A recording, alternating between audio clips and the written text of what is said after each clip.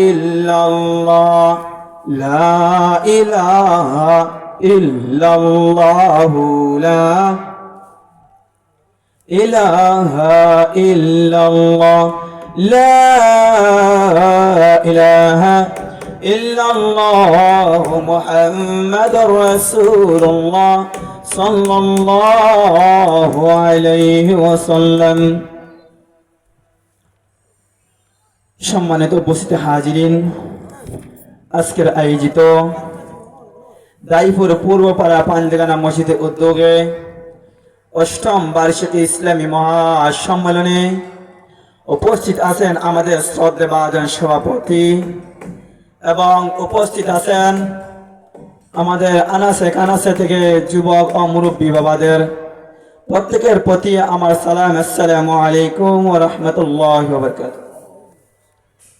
আমরা রব্বে কাবার দরবারে শুকরিয়া জ্ঞাপন করি যে রব্বে কাবা আমাদেরকে দুনিয়ায় যা জামানা থেকে ফাসিদ করে, দুনিয়ায় অন্যান্য কাজ থেকে বিরত রেখে আমাদের এই কোরআনের মাহফিল, হাদিসের মাহফিলের মধ্যে আসার বসার আমি আশরাফিকে কথাগুলো বলা, আপনাদের কথাগুলো শোনা তৌফিক আতা দান করেছেন। রব্বে কাবা দরবারে শুকরিয়া জ্ঞাপন করি আলহামদুলিল্লাহ। এই যে আমরা শুকরিয়া জ্ঞাপন করলাম, রব্বে কাবা কোরআন শরীফের মধ্যে ডাক দিয়া বলেন যে বান্দা আমার নিয়ামত পাওয়ার পর আমার নিয়ামতের শুকরিয়া জ্ঞাপন করবে, আমি ওই বান্দার জন্য কোরআন শরীফের মধ্যে ডাক দিয়ে বলে দিয়েছি লাইন শাকারতুম লাযীদান্নাকুম ওয়া লাইন কাফারতুম ইন্না আযাবী লাশাদীদ।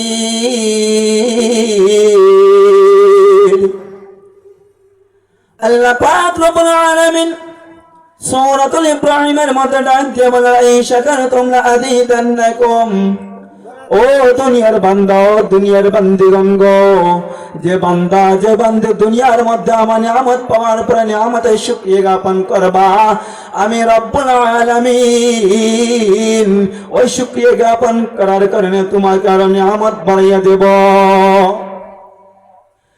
ওয়ালাইন কাফারতুম, আল্লাহ ডাক দিয়ে বলেন যে বান্দা যে বান্দি আমার নিয়ামত পাওয়ার পরে নিয়ামত উপভোগ করার পরে আমার শুকরিয়া জ্ঞাপন করবে না, ওই বান্দা ওই বান্দির জন্য আমি তৈয়ার করে রেখেছি ইন্না দ্বারা নিশ্চয় নিশ্চয় আযাবী লাশাদীদ,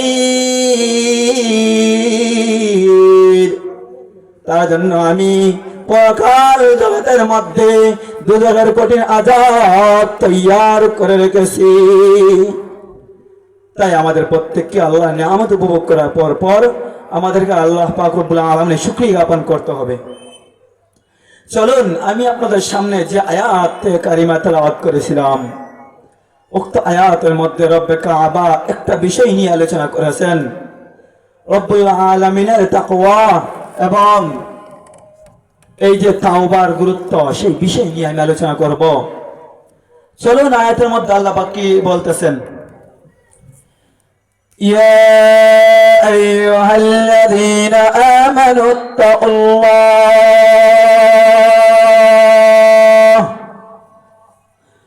ও দুনিয়ার বান্দা ও দুনিয়ার বান্দি গো, ও ইমানদার বান্দা বান্দিগণ, আমার তাকওয়া আমার ভয় যে বান্দা অন্তরের মধ্যে ঢুকাইবে, আল্লাহ পাক রব্বুল আলামিন ডাক দিয়া বলেন যেই বান্দা যেই বান্দি আমার ভয় অন্তরের মধ্যে ঢুকাইবে,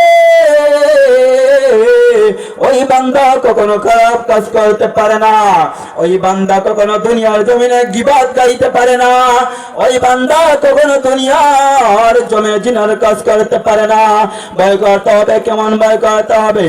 আল্লাহ পাক রব্বুল আলামিন ডাক দিয়ে বলেন হাক্কা তুকাতিহ, যথাযথভাবে ভয় করো, যেভাবে ভয় করলে অন্তরের মধ্যে কম্পন সৃষ্টি হয়ে যায়, ওইভাবে আমাদেরকে ভয় করতে হবে। রব্বুল আলামিন ডাক দিয়ে বলেন ওয়ালা তামুতুন্না ইল্লা ওয়া আনতুম মুসলিমুন,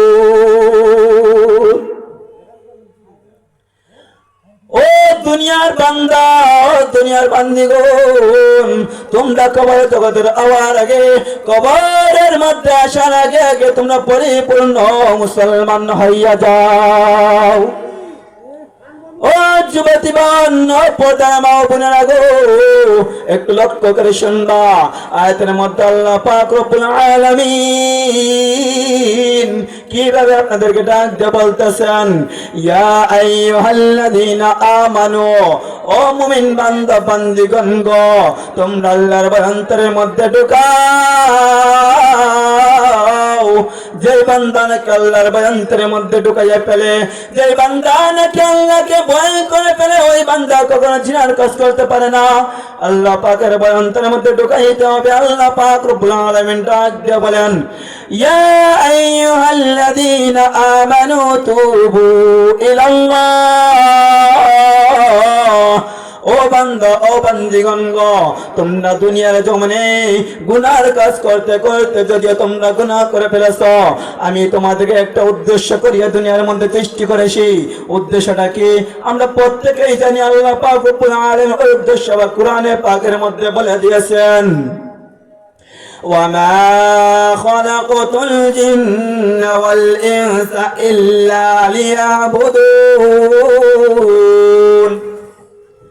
আমি মানব জাতীয় জিন জাতিকেই দুনিয়ার মধ্যে সৃষ্টি করেছি শুধু একটা কারণ, তার কারণটা হচ্ছে ইল্লা লিয়াবুদুন, তারা দুনিয়ার জমিনে আমার ইবাদত করবে, আমার বندگی করবে, আমার গোলামি করবে। একটু চিন্তা করে দেখুন, আল্লাহ পাক আমাদেরকে সৃষ্টি করার জন্য যে সময় সৃষ্টি করেছিলেন তখন বলিয়া দিয়েছেন, ইল্লা লিয়াবুদুন, তোমরা দুনিয়ার মধ্যে যাইবা, গিয়ে আমার ইবাদত করবা, আমার গোলামি করবা। কিন্তু হায় আফসোস, তাকাইলেই দেখা যায় আল্লাহর গোলামি চাইরা দুনিয়ার গোলামি করতেছি। চিন্তা করে দেখুন, দুনিয়ার গোলামিতে বলেছি, আপনি আল্লাহর গোলামি, আল্লাহ পাক বলেছেন নামাজ পড়ার জন্য, নামাজকে আপনার আমার জন্য ফরজ করে দিয়েছেন। কিন্তু এই দিকে না গিয়া আমরা দুনিয়ার পিছনে লুটাইতেছি, টাকা পয়সা কামাই করতেছি।